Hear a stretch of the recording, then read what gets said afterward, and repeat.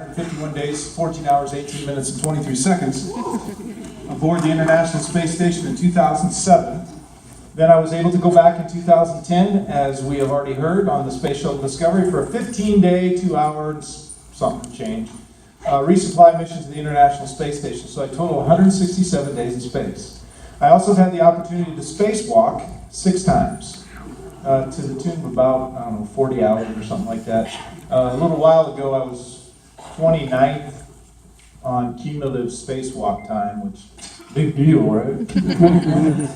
Nobody cares about the guy who's 29. But that's okay, because I got to do 6, and you didn't. So, it's great to be here. It's an honor to be here. I only have like 4 hours that they're going to allow me to talk. So, thanks, Dad. So I want to give you just a little bit of advice, right? I think that sitting in this room, there might be a few future astronauts, or at least a few future astronaut wannabes. By a show of applause, clap your hands if you're interested in going into space someday.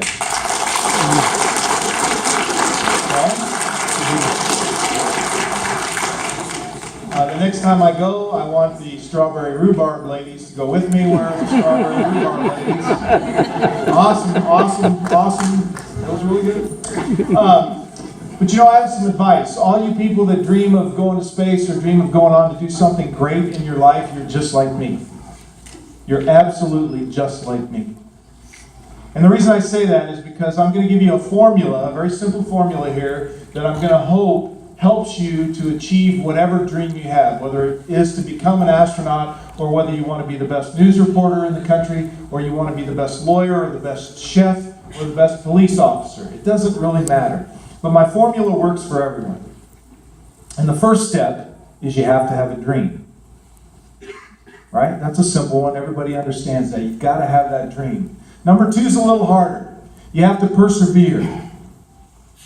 I was the only astronaut in the history of NASA to apply for the program 15 straight times over 15 straight years until I finally got an interview in year 13. They didn't pick me in year 13. I applied again in year 14. They selected no astronauts at all. And in year 15, I applied again. They selected me after an interview, and I was in. 15 years, 15 straight times. Thank you. But I don't say that for you to applaud for me. When I say that is because after that dream, you have to what? You have to persevere. Whatever you chase, you got to persevere. The third step you need to memorize. So you got to have a dream, persevere. Number 3 is you don't have to be a genius. I'm living proof. Right? There are a heck of a lot of astronauts. There are some kids in this room that are a hell of a lot smarter than I am. All of them? Is that what you said? All the kids in this room? Now I'm hurt. Okay. But, right? You don't have to be a genius. The story I like to tell is when I was a senior from Hastings College, a small Presbyterian school in Nebraska, I had a pretty good GPA. I think I had a 3.76 out of 4. Big deal. Right? But I went to Iowa State, and I went to Iowa State to study aerospace engineering. I had no idea what I was walking into.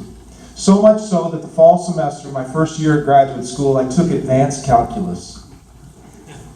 Yeah, you laughed, so did I. I worked every single problem in the book. I can show you the notes. I still have them at my house in Houston, Texas. I took my book, I highlighted, I underlined, I worked equations, I wrote diagrams, I drew pictures, I did everything possible to study advanced calculus because the professor and I did not get along. He was 26 years old from UCLA, and he thought his poo didn't smell. And he was not very helpful for a young kid who took physics, who is now stepping into the world of advanced calculus. I got a D. I'd never seen a D before. I'd never gotten a D on anything in my entire life until I got to graduate school. At which time the letters started to be written to my parents. And after which the chairman of the aerospace engineering department said, should we have really admitted him into our aerospace engineering program? Right? Not a great time in my life, but I took advanced calculus the following semester. I had a different professor. I worked every problem in the book again, and I got an A. Okay? So, we have a dream, we persevere, and we don't have to be a genius, right? And number 4, very important, be proud of who you are. You know, in today's world, that's a big deal. I don't care if it's because of where you come from. I don't care if it's because of your family ties. It doesn't matter. Be proud of who you are. Because that's extremely important as you chase number 1, the big dream that you have. So those 4 things, coupled with one final very important point that will help you guys accomplish whatever task and whatever dream you choose to do. And that is, you have to have passion for whatever it is you seek. That's a tough one, right? So I ask you to go through school with 2 buckets, 2 imaginary buckets, one in your right hand and one in your left hand. And every time you do anything in school, in college, in high school, in graduate school, wherever you go, you're going to look at those 2 buckets. And if you like what you're doing, you put it in the like bucket. If you don't like it, you put it in the other bucket. And you continue to carry those imaginary buckets with you throughout your educational career. And it doesn't matter. It could be joining a sorority or a frat. It could be going to a beer party after a football game.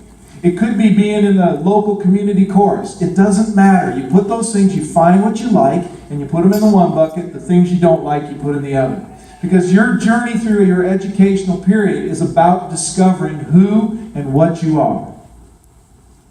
And if you find those things in the like bucket, and you are passionate, you will learn you're passionate about some things and not so passionate about others. And as you carry that passion with you, that means you will do that job so well that you will be one of the best in the world.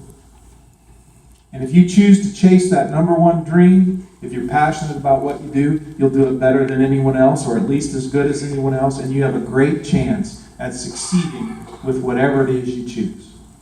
Okay? So you got it. You have a dream. You persevere. You don't have to be a genius. Right? Be true to who you are and discover your passion. Those are my 5 steps for you. And yes, I wrote a user's manual. It's called The Ordinary Spaceman. I'm a self-promoter. I'm shameless in that regard. You can get it on Amazon, Barnes & Noble, right? It's audiobooks, Kindle, Nook, all that stuff. It's even translated in Chinese. If you have any friends over in Beijing, you might want to give them a call and pick up a copy. But I also have another book coming out a year from now called Space Between My Ears. You like that? I like it too. And then my first children's book comes out in a year. It's called A is for Astronaut. It's a space age alphabet book for little kids. So I'm very excited. I'm honored to be here. I tell you what, walking through and listening to all these kids talk about their projects, I was humbled and overwhelmed. If I would have had the opportunities you guys have today when I was in school, I don't know what I would have done. Maybe I wouldn't have even become an astronaut. But some of the things that you guys are dreaming and learning and doing, you guys could put real hardware, or you maybe put real hardware in space already. That is an incredible accomplishment. So to all of you, to all of your parents, thank you for what you do. Thank you for your passion and your pursuit of science, technology, engineering, arts, and math. I'm a STEAM guy. And thank you for hosting me and having me here today and giving me such a gracious welcome. God bless you all. Kick some booty. Okay?